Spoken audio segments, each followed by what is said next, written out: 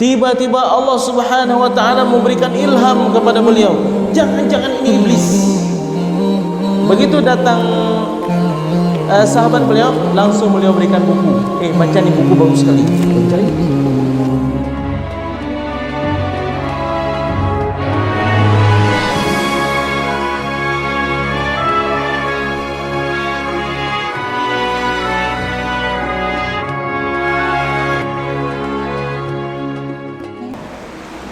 Singgah ke toko, beliau mengatakan, kenapa anak ini enggak ikut main sama teman-temannya? Wahai Tuan Syekh, dia dimusuhi oleh teman-temannya karena kemana dia pergi main-main selalu baca Al-Quran. Kenapa di toko dia baca Al-Quran? Enggak mau dia yang lain selain membaca Al-Quran. Wahai ayah, jaga dia baik-baik. Ini akan menjadi seorang ulama besar. Terperanjat ayahnya. Lalu dimasukkanlah ke sekolah, namanya pesantren DFQ. Bukan, belum ada DFQ waktu itu, ya, ke Madrasah Ar-Rawahiyah. Dan Imam An-Nawawi belajar sangat tekun, sangat tekun. Dalam belajarnya beliau, kalau ada temannya yang ingin menjumpai beliau, takut waktu beliau terbuang, begitu datang sahabat beliau, langsung beliau berikan buku. Baca ni, buku bagus sekali. Baca ni. Datang sahabat lain, ini ada buku bagus, baca lo. Tidak ingin terbuang waktu beliau sia-sia. Pada suatu malam, ketika di pesantren itu, Madrasah Rawahiyah, semua orang sedang tidur, beliau bangun. Untuk apa? Untuk qiyamul lail. Ketika beliau berwudu, beliau melihat ada seorang tua, janggutnya putih, nampak seperti orang yang soleh. Lalu beliau qiyamul lail. Selepas salam, beliau berzikir, Astaghfirullahalazim, Astaghfirullahalazim, Astaghfirullahalazim. Bapak tua itu mengatakan, anak muda, kamu berzikir jangan besar-besar, nanti bangun semua kawan-kawan kamu. Imam Nawawi terperanjat, saya berzikir kok dilarang. Tiba-tiba Allah Subhanahu wa taala memberikan ilham kepada beliau, jangan-jangan ini iblis. Oleh Imam An-Nawawi dibesarkan suara, Astaghfirullahalazim, Astaghfirullahalazim, Astaghfirullahalazim. Bangun yang lain. Bapak tua itu tiba-tiba pergi, hilang.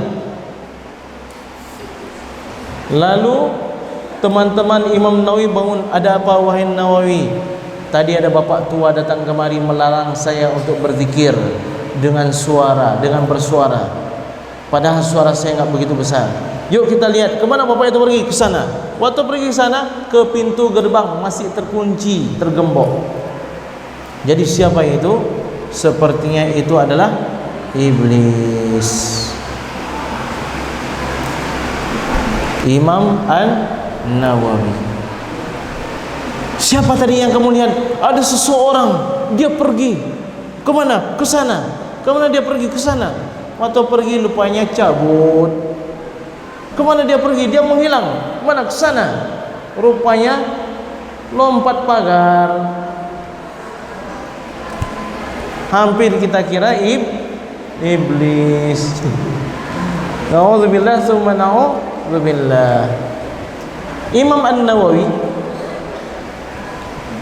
pada suatu malam, salah seorang murid beliau bermimpi bahwa Imam An-Nawawi dimuliakan oleh Allah Subhanahu wa taala menjadi wali Allah yang paling tinggi di masanya. Murid ini terjaga, senang sekali. Guru saya ternyata seorang yang sangat mulia di sisi Allah Subhanahu wa taala. Lalu sang murid salat subuh bersama sang imam dan berniat ingin menghadiri majlis ilmu sang imam, ingin menyampaikan apa yang dia lihat dalam mimpinya. ketika berhadir dalam majlis ilmu tersebut, tiba-tiba Imam Nawawi melihat sang murid, "Wahai fulan, jangan kamu ceritakan apa yang kamu lihat dalam mimpimu semalam." Masya Allah, Masya Allah. Imam An-Nawawi yang bernama Abu Zakaria Yahya bin Sharaf bin Murai An-Nawawi, yang laqabnya adalah Muhyiddin. Imam Nawawi ini adalah ulama Syafi'iyah yang paling hebat di masanya. Para penguasa, raja, khalifah di waktu itu sangat takut kepada beliau. Orang enggak takut sang khalifah yang bernama Bibers, itu khalifah di waktu itu.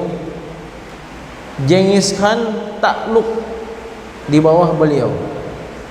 Genghis Khan itu kan panglima pasukan Tatar yang pergi ke Baghdad. Dalam satu hari 10.000 kaum muslimin disembelih oleh mereka, lalu dibakar. Tapi begitu sampai di Mesir, Genghis Khan, Hulagu Khan, semuanya binasa. Melalui siapa? Melalui Sultan Baybars. Hebat enggak Sultan Baybars ini? Raja Baybars ini hebat enggak? Menyelamatkan kaum muslimin. Tapi Raja Baybars, Khalifah Baybars ini takut sama siapa? Sama Imam Nawawi. Begitu hebatnya Imam Nawawi. Imam An-Nawawi enggak menerima hadiah makanan dari siapapun, terutama buah-buahan. Kenapa? Karena di Damaskus waktu itu, di Suriah, buah-buahan yang ada waktu itu rata-rata dari tanah wakaf. Tanah wakaf itu sudah dikhususkan untuk siapa? Jadi Imam Nawawi takut sekiranya memakan makanan yang tidak halal bagi beliau. Karena beliau jaga kesucian makanan, maka Allah jaga kesucian hati beliau. Beliau tidak menerima hadiah dari siapapun kecuali pemberian dari orang tuanya. Imam An-Nawawi, kalau seandainya Abu ceritakan tentang keistimewaan beliau, itu luar biasa. Semua hidupnya penuh dengan keberkahan. Wara', apa arti wara'? Menghindarkan diri dari yang syubhat, apalagi dari yang haram. Mau enggak kalian menjadi orang yang bercahaya hati dan pikirannya? Mau enggak? Yang pertama apa? Jaga makanan kalian. Yang kedua, jaga mata kalian.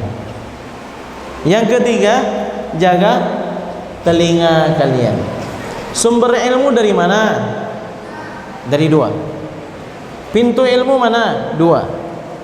Yang pertama mata, dengan membaca, dengan melihat. Yang kedua telinga, dengan mendengarkan penjelasan dari guru. Kalau baik kita jaga mata ini, tidak melihat yang Allah haramkan, maka akan mudah ilmu masuk ke dalam fikiran kita. Telinga begitu juga. Jangan pernah dengarkan yang enggak baik dari teman kalian. Kalau kalian dengarkan, maka sulit bagi kalian untuk mendengarkan ilmu dari guru-guru kalian.